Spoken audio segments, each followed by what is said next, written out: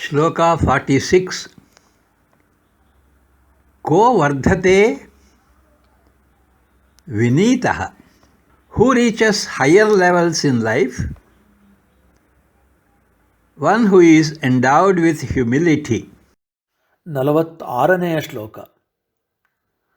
ಜೀವನದಲ್ಲಿ ಉನ್ನತ ಮಟ್ಟವನ್ನು ಯಾರು ಹೊಂದುವರು? ನಮ್ರತೆ, ವಿನಯಗಳಿಂದ ಸಂಪನ್ನರಾದವರು. ಕೋ ವಾ ಹೀಯತೆ ಯೋ ದೃಪ್ತಃ.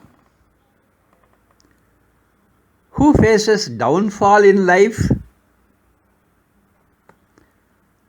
One who is proud and arrogant. ಬಾಳಿನಲ್ಲಿ ಯಾರು ಅವನತಿಯನ್ನು ಹೊಂದುತ್ತಾರೆ? ದುರಹಂಕಾರಿಗಳು ಮತ್ತು ಮದೋನ್ಮತ್ತರು. ಕೋ ನ ಪ್ರತ್ಯೇತವ್ಯಃ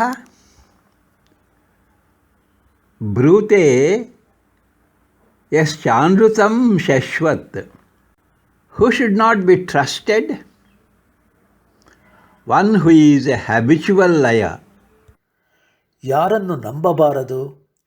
ಶಾಶ್ವತವಾಗಿ ಸುಳ್ಳು ಹೇಳುವುದನ್ನೇ ಚಾಳಿ ಮಾಡಿಕೊಂಡ ಸುಳ್ಳುಗಾರನನ್ನು ನಂಬಬಾರದು.